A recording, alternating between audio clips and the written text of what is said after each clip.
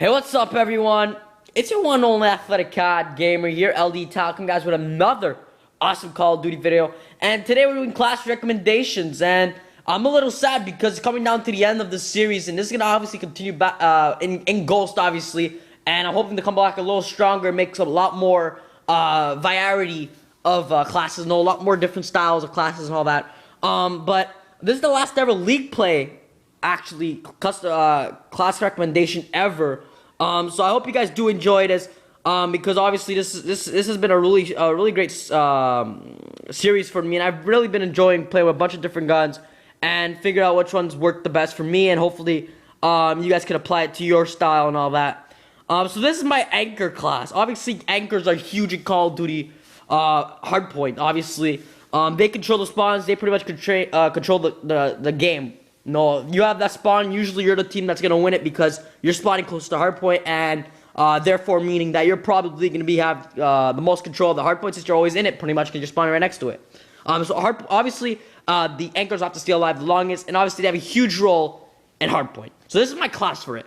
I've been using this now for a while, mixing up some stuff here, but this is the one I've found worked the best for me in anchor, and hopefully works for you guys since it's the last season, I believe, ever of League play, unless they decide to like extend it, or I don't know exactly what doing with League play, but let's just say it's the last season because Call of Duty Ghost is coming less than a month, and obviously League play is pretty much gonna fade out at one point, pretty much when Ghost comes out. So let's just end this strong. Hopefully you guys that are anchors could maybe pick up anchoring even better, and hopefully I just found you guys a new class you guys to play around with. Obviously this is obviously gonna be a good class for other game modes, but I'm gonna get into that after. Okay, so the gun you're going to use, the M8A1, that's pretty much everybody's anchor gun. I know lots of pros player use it, and pretty much everybody on League play that's playing anchor should be using this gun because it's very accurate since it's a 4-round burst, my bad. And it's a really powerful gun. Now, the attachments I like to have on it is red dot. Obviously, since it is a 4-round burst, or it's a burst weapon, every shot counts, and obviously the red dot increases that accuracy that obviously gets you a better chance of killing your enemies since you have that better accuracy. Although your average stats are not terrible, keep in mind you're playing anchor. You have to control pretty much a certain place where you can keep a spawn. You have to be able to look over the place and get perfect accuracy to kill your enemies. So red dot really becomes a really big part of the class. Now my second attachment on is stock. Stock, obviously, straight back and forth. This gun's pretty useless almost without stock, just because when aiming down sight, if you want to strafe back and forth, you're really slow, and it's really easy to kill somebody that can't really strafe back and forth quickly.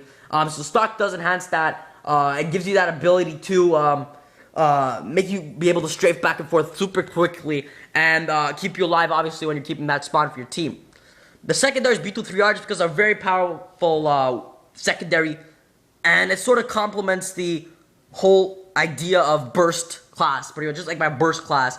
And obviously you guys know it's a very powerful weapon, so it works perfectly in this class. Now the perks are really important in this class.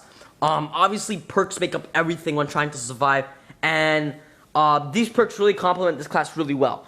The first perk is Flat Jacket. Obviously, you're holding that spawn, you gotta stay alive, you're the big guy on this team, you have to keep that spawn, and people want to get you off it, trust me. So they're gonna be throwing frags and a whole lot of shit at you. You have to stay alive pretty much through all that stuff. And Flat Jacket makes it a little more easier since it pretty much reduces the effect of frags when they come flying at you, and it keeps you alive longer. Second perk, toughness. Just to, obviously you don't want to be flinching when you're shooting, and especially since it is a burst weapon, you do need to get those shots on target, and you can't really just spray and get the kill pretty much. You have to make sure you're very accurate with this gun, and that's why the red dot sort of complements it really good. The third perk and the final perk on this class is dexterity, just to increase your gun lift time when sprinting, and obviously just to climb stuff better. That could easily be swapped out, I think, for tac mask if you want to make it a lot easier. I know I've done that and that's been working really well, but this has been the class that's really been working well.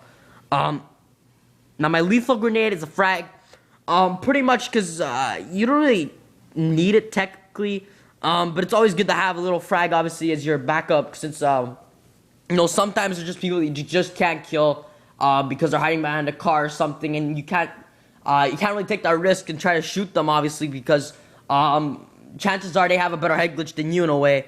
So throwing that flag could pretty much make your job easier for taking out the enemies if you could chuck it nicely and get the kill, obviously, and it makes your job a lot easier. And then these are the big guys that you really need, I personally think, and these are your tactical grenades. 2 trophy systems.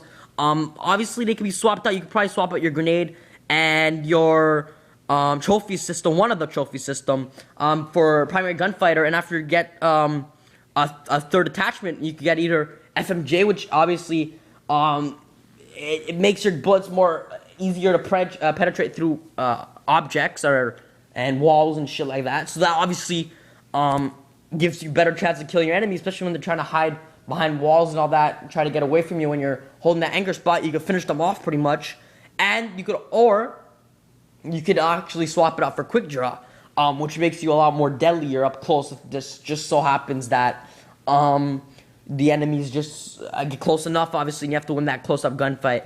But obviously, your Beetle 3R should be able to handle that since it's so strong. And, that's pretty much it.